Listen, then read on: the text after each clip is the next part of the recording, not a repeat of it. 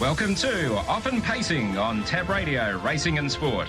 Tim Walker will be joined by Matt Young and Oli Cownie as they delve into the form for today's Pinjarra harness meeting, as well as an early look at tomorrow's meeting at Gloucester Park. We are Often Pacing. And it's a very good morning, everybody. Welcome along to another edition of Often Pacing.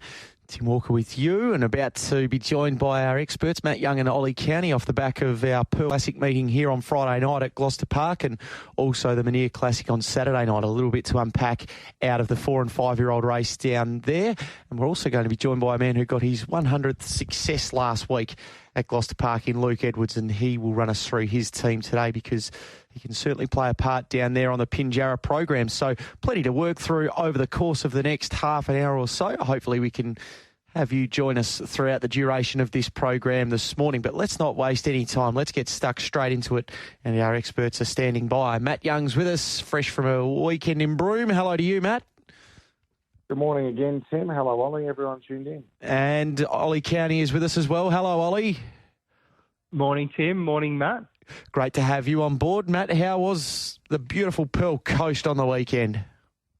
Yeah, look, if I'm nitpicking, it was a little bit overcast, and I woke up yesterday morning to it raining, and they're expecting a bit of rain. So that wasn't on the brochure, but apart from that, it was it was fantastic. Great crowd, good meeting, and looking forward to going back in a couple of weeks. As you should be. And Ollie, how did you get to enjoy the weekend? No doubt watching all of the harness racing unfold, but you'll be happy as well with your men in purple getting another win on the board.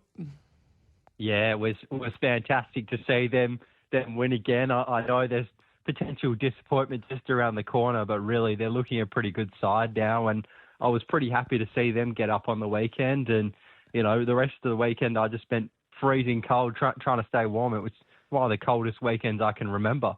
It was rather chilly. And certainly down here on Friday night, Matt, I'm sure you can attest to that. I saw you had the coat on the X coverage, the Parade Ring X coverage, but what we did have was a fascinating edition of the Pearl Classic to review here. So we spoke to Aidan DeCampo on the Gloucester Park preview on Friday morning and what he'd do from the draw. Well, in the end, he pulled the right rein because Seaside Magic was able to take out the $50,000 feature. Matt, you were here. You spoke to Aidan in the aftermath of it. What was your assessment of the $50,000 3-year-old feature? Yeah, he was. He explained the race pretty well, and I mean, with the early interference that happened, he was still able to work off the pegs and get back around into the leader's back position. So that was probably the big move. That was Elite Fleet, when it galloped, was able to get down the track enough to be able to let Aidan through. So, he said he was quite happy just to sit there and not pull out, thinking that he was going to follow the winner eventually and hopefully run into second. But the horse was travelling well when he eased off its back inside the last 400 or so, and when he kicked the plugs at it, he was able to finish over the top. So, yeah, he's been really happy with him, and he's quite a versatile horse. So it was great to see, and when the speed went on, Captain Sterling, those middle quarters in 28 and change, really opened it up for a horse to be able to come from the back of the field, and that was Seaside Magic. Certainly was. Ollie, how did you assess the main event on Friday night?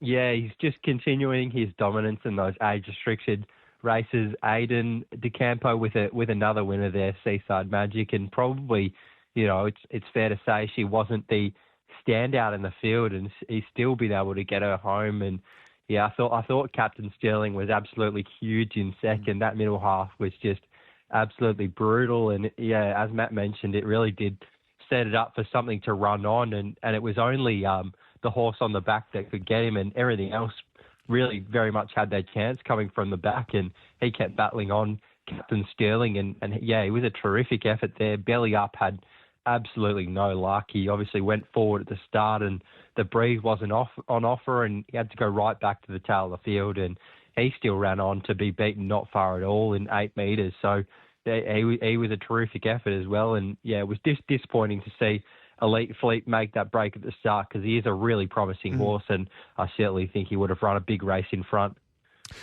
Now, Matt, let's start off with some horses to follow, and you just referenced a couple of the beaten brigade there, and you're targeting the horse that finished third in the Pearl as your first horse to follow from Friday night. Yeah, that's Major Disco. I just like the way that he came from back in the field and was able to. It was obviously one to suit horses running on from back in the field, but he's a nice horse. He's run a string of thirds. I thought it was just perfect that he finished third on Friday night at the bigger odds. So, look, I think there's a win in store for him very soon. Aiden has been targeting some of the stronger races, including this Pearl. So I'm expecting him to be able to drop back into a much more winnable grade next start and be able to get the job done. So Major Disco goes into the horses to follow, and then we've got Golden Load, who I thought the race was not run to suit him at all, and he came 3 wide with cover, had to go 4, 5 and 6 wide in the last 400, 500 metres of the race, and he got home really powerfully. So I think he's ready to win. Golden Load and Armour X Factor.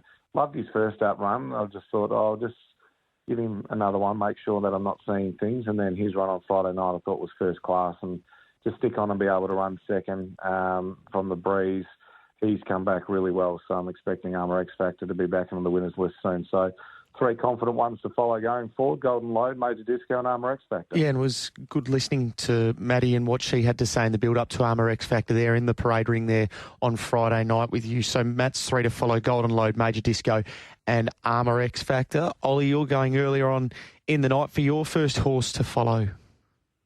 Yeah, out of race 2, I thought this horse was terrific. It certainly did suit the run-on horses this race. They went 28-8, 28-8 through the middle with Ultra Freeway setting a pretty strong tempo there. But Swagger Man, he was running on really powerfully late, and he actually only got into the clear just a fraction too late to be able to run down Chili Punter, who also came off the speed. But I thought Swagger Man, he really hit the line powerfully there, and his last few efforts have been really good. So he appears to have come back nicely from a spell, and if he's able to draw a slightly better barrier, I think he can get back and run on, which seems to be his best pattern in races. And then in race 4, I thought out of the race won by Longreach Bay, who was able to lead again and was really impressive. Again, he's very hard to run down when he leads. Talks Up a Storm was pretty good there. He was a month between runs. He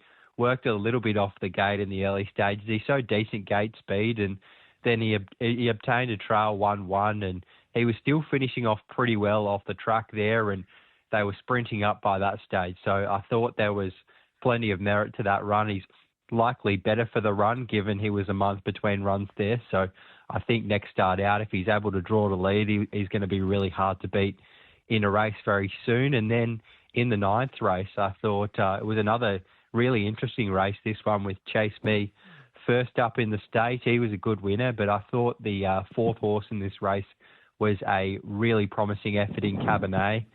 Probably not his absolute best pattern, as Kyle mentioned in the parade ring, sitting in the breeze, but he was forced to. He wasn't a strong tempo there, and he got around to the breeze pretty cheaply, but they really ran the last 1200. They sped up to a 29.4 for the second quarter and then 27 down the back, and he wasn't far away at all. He was only beaten 5.9 metres in the end, so I certainly think if he can lead or get some cover in a race soon, he can be really hard to beat. So that's Swaggerman, Talks Up a Storm and Cabernet as some horses to follow for Ollie from Friday night. All right, just before we look ahead to this afternoon, where, of course, you'll have a couple of plays for the meeting there at Pinjarra, let's touch on Saturday night. It really was a case of last man standing in the Mania Classic for the 4 and 5-year-olds. It was, as we referenced on Friday morning, probably a little bit of a watered-down version of the 4 and 5-year-old championship we had at Gloucester Park a couple of weeks ago, but still a high-quality race at that. And Matt, it's fair to say that Lusaka was deserving of this win because he'd been knocking on the door in all of the feature 4-year-old races last year and a couple throughout the start of his 5-year-old campaign. Yeah, 100%. And he was able to swoop on them. 29.5 on the way home sort of gives an indication. As you said, Tim, that was last man standing. I thought Lusaka was well-deserved in victory here. Penny Black, outstanding. Rolling Fire, he was able to get that reasonable run in the race. Of course, Elter Tribute had to work really hard to get to the top in the early stages, off of Pete's Honour, and the 35-1 and then 29 first quarter really sums up the race as a whole. So Look, it was entertaining, that's for sure. I thought Penny Black was outstanding, but yeah, Lusaka, I've always been a big fan of this horse, and it was great to see him get a well-deserved win. Ollie, did you have a take from Saturday night's?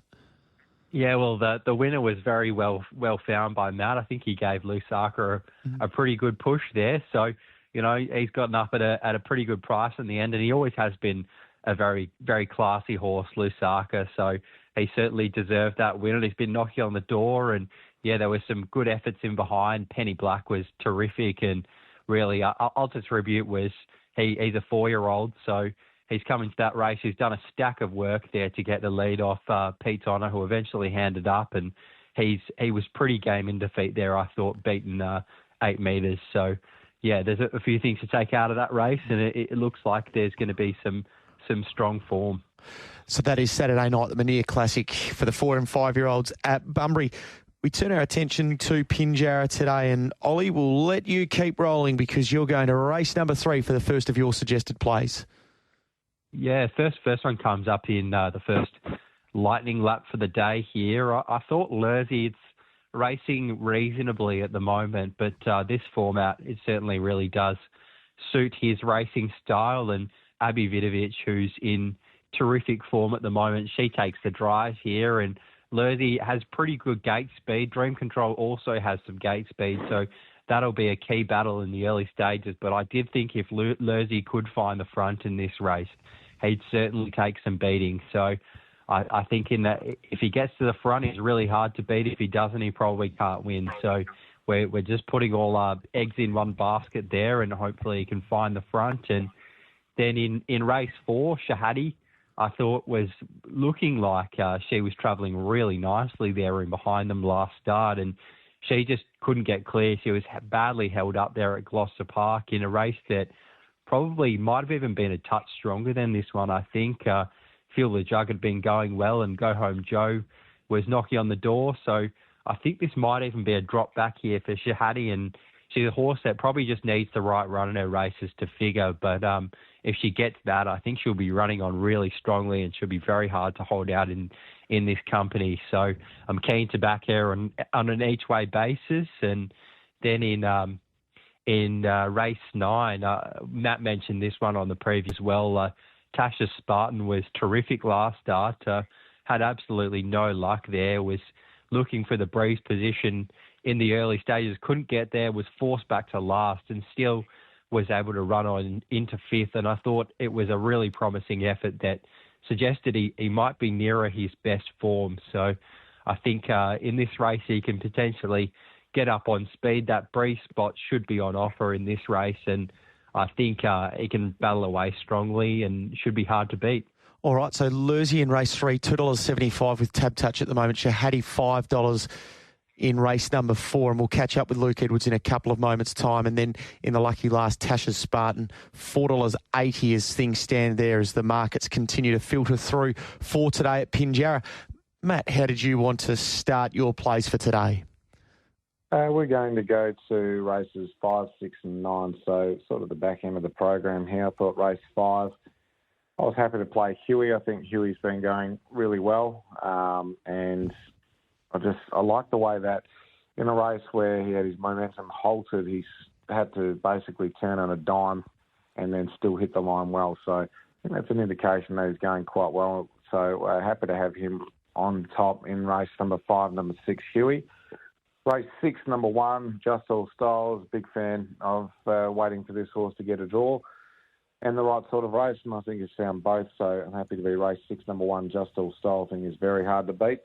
And in race number 9, I'm also with Tasha Spartan. I think the each-way price was there. To me, it's a free hit, $4.80, $1.85. Should be able to get into the race this time, and the way he went last time out, I think it'll be very hard to beat. So race 9, number 6, Tasha Spartan on an each-way basis. Race 6, number 1, Just All Styles straight out. And race 5, number 6, Huey.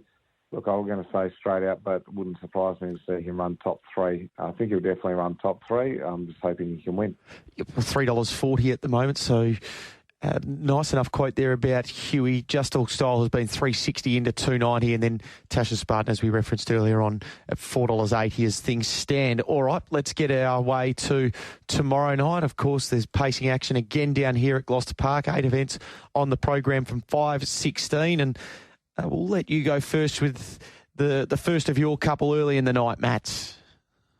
Yeah, race 2, number 2 for me. That is Autumn Lady. I've loved the trials of Autumn Lady. I think the only concern for me is going to a foreign track, Gloucester Park, under lights. But I've liked what I've seen from Autumn Lady. So race 2, number 2, pretty keen that this horse can get the job done. And race 4, number 1, this is sort of price dependent, obviously, but I think there's a kudos race, a kudo to lead and win. But if he's too short, then bet on the river each way. So it's 1 over 10 playing the pegs, leaders back. I think that's how you need to play this race. So race 2, number 2, straight out, and race 4, number 1, straight out, or race 4, number 10, each way, price dependent.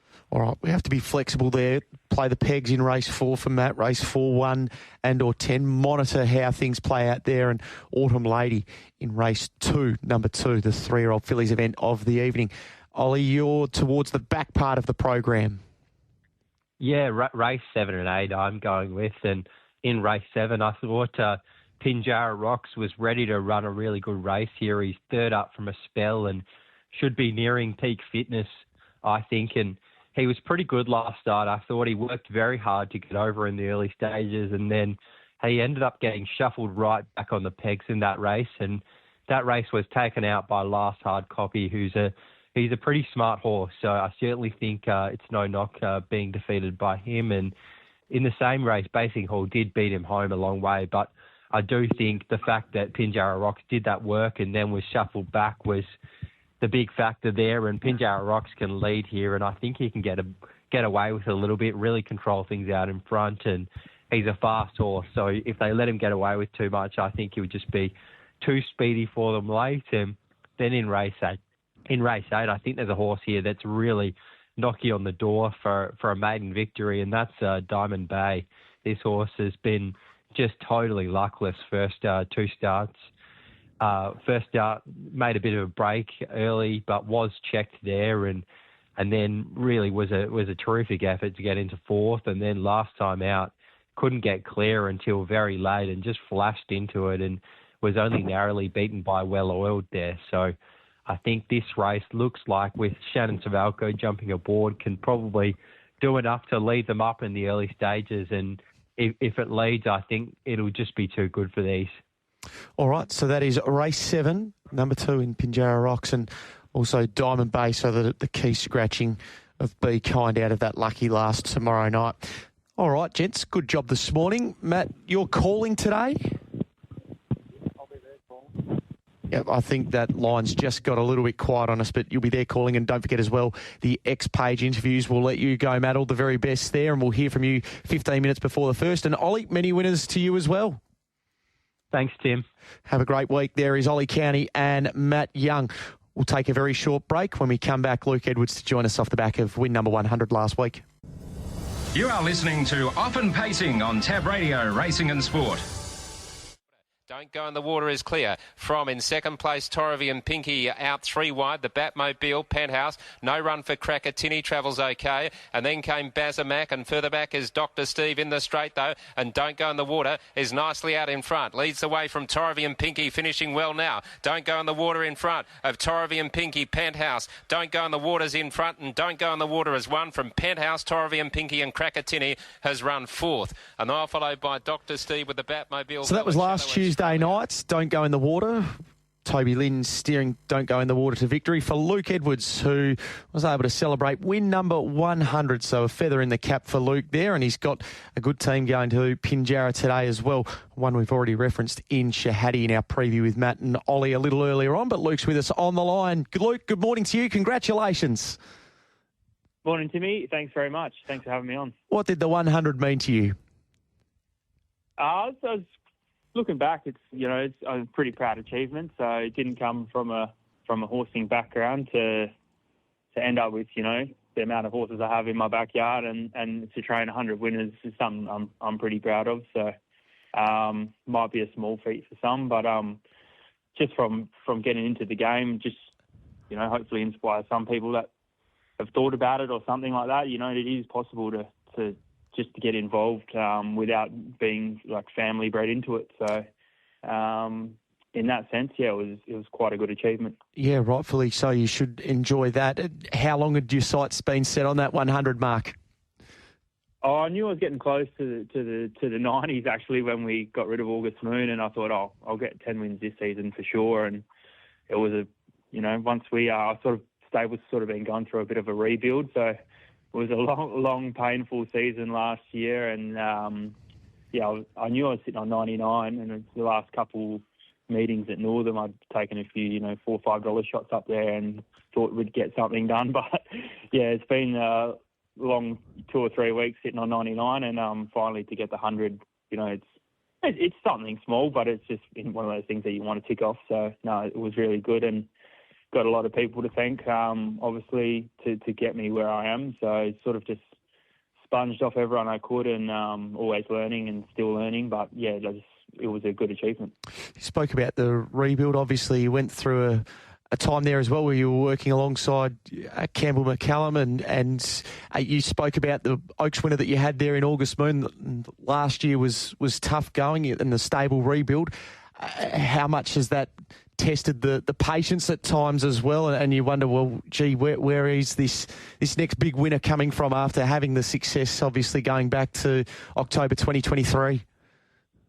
Yeah, it's a bit like losing your best horse out of your stable. It does sort of a bit like Tim Kelly, I suppose. You lose the love of the game a little bit. Yep.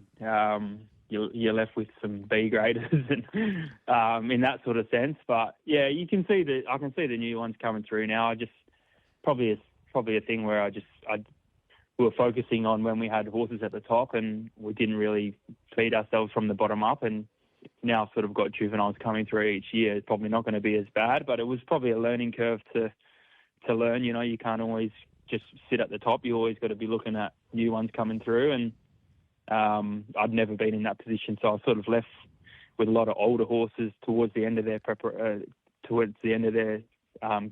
and sort of left me with a few big holes in the stable. But it's been a grinding 6 months, but at a stage where I think the next 3 months is going to be pretty exciting, and then even further towards next year, the group of horses that we bought at the stable, their sales this year is going to be pretty exciting as well. So, hopefully the next 12 months pretty fruitful. Just, you referenced earlier on the numbers in the stable. What's it at right now, and what's a comfortable number for you? Yeah, we've got there's about a dozen in work at the moment. Yep. And there's the 3 that we purchased from the sales to come back in, and another couple babies that I've been doing for Debbie Padberg. So, yeah, there's about 20 in rotation, and there's 12 in work at the moment, which is probably a few too many. It's sort of doing a favour for Sandra McKinley. We've got Bazamac and Don't Go on the Water for her, which I'm always happy to do, and they'll be shooting off soon. So, yeah, around the 10 or 12 is a pretty comfortable number for us, because I'm still doing a couple of days' work, 2 or 3 days of work concreting, so just trying to fit the horses in with that as well. So, it's a pretty good number. I'm pretty happy with what we're at. All right, just on Don't Go in the Water, so the actual 100th win for you itself, were you always pretty confident that out in front he was going to give them something to catch? No, not really. No.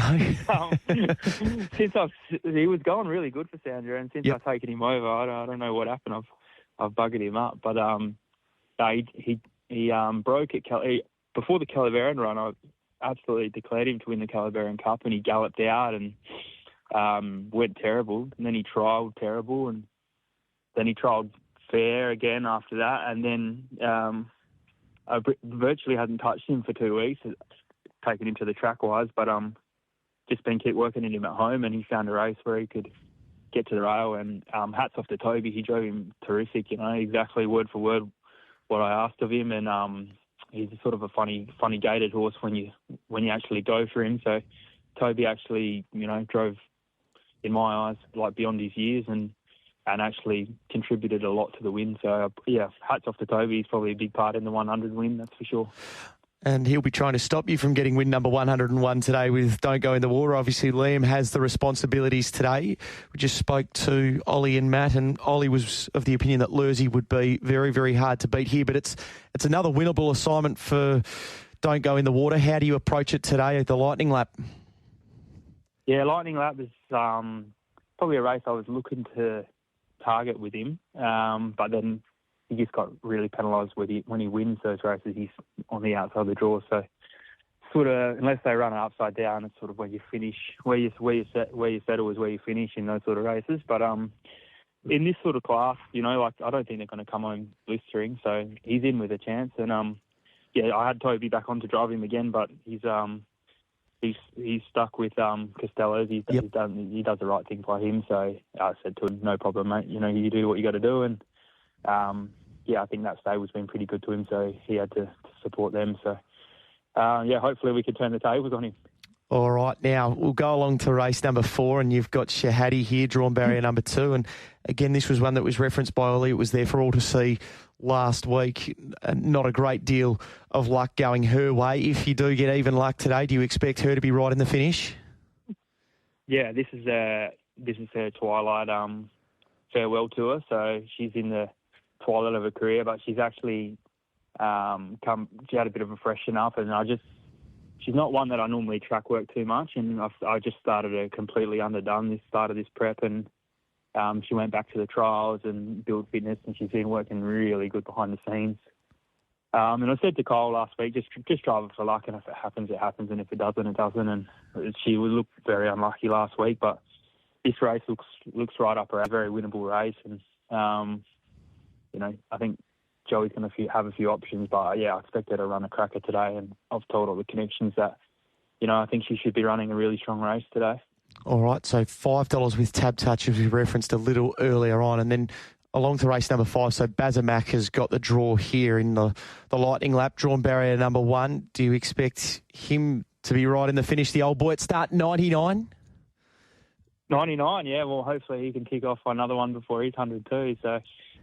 he's actually been going good for himself. Numerically, it's probably not there, but a couple of those races he's been breezing, which is not really his go. And I thought he's been pretty honest, the old boy. I've changed a bit of headgear up on him, and he's probably just been screaming out for a race that he can hit the rail. And you know, that race, Don't Go in the Water one, he probably could have, if he led, he probably would have won that as well. So hopefully he can be right in the finish. The young kid that's been driving him's been doing a good job, and hopefully Bazza can reward him today. He'll be right up there. He's going to get a gun run. So Lightning Lap, like I said, is a bit funny to work out how those races map and how they finish. But yeah, I probably should suit the old boy down to the ground. Barrier 1 over 1,000 metres. Would have thought it'd be pretty hard to roll, whether he's in the van or behind the leader. All right, so that is in race number 5, and then you end the day with It's Okay to Be Grey with a little bit of luck. And hopefully not being too far from them. Can It's Okay to Be Grey be a top 3 player here? Yeah, I've been really disappointed with him. He's been actually working the best he's ever has at home, and his last 2 runs, to me, he just hasn't tried a yard. So we've tried to change a bit of headgear on him today, and hopefully, being up in the field, he can finish off. He likes Pinjarra. He's been a winner at Pinjarra, but yeah, sort of scratching my head with him a bit, because the way the race was run last week and was perfect for him to come into it over the top, and he basically didn't want to go a yard, and Kyle come in and just said, yeah, I think he just took me for a bit of a ride, and yeah, we took his heart rate after the race, and he probably couldn't blow a candle out. So hopefully today we can enthuse him a bit more, and yeah, young Liam can rev him up at the 400 and get him into the clear, and if he puts his best foot forward, he'll be right in the race, that's for sure. But yeah, couldn't. You have to take him on trust. And if the team wants to do it today, then he'll run a race. Sounds like Shahadi's the best push. Is that the way you saw it as well today? Geez, it's hard. It's a hard task when you go into the races and Shahadi's your best chance. But yeah, no, she's one of those horses you just got to drive for luck. And if you drive her like she's no good, that's when she races like the best horse in the race. So, but I definitely do the way the pattern's going to set up for her, and the way she hit the line last start. And yeah, on paper, she does definitely look like my best chance today. So I would have loved to got the 100 win with her. You know, she's been a really good horse for me. You know, we only paid $4,000 for her, and she's won with her bonuses, you know, over 120, 130,000, and just got a heap of small owners in her, you know, really good people, and she's taken us on a beautiful ride. No one's got super rich from her, but we've enjoyed, you know, a good couple of wins, and I think I've got a replay saved of Richie Bell calling her that she'll never win a race. So she took 21 starts to win her maiden, but she run 12 places for us. It's been a good little bread and butter horse. So hopefully she can get another win, and everyone will be celebrating. And she's nearing start 150 as well, so she has done a terrific job. And you talk about the owners, just a couple of chats with them on race night down here at Gloucester Park. They're enjoying every step of the journey as well. Luke, congratulations. Hopefully wins 101, 102 could come as soon as today down there at Pinjarra, maybe even more with the right amount of luck. All the very best. Thanks for your time this morning. Thanks, Timmy. Cheers, mate. What are you really gambling with? For free and confidential support, visit gamblinghelpline.org.au.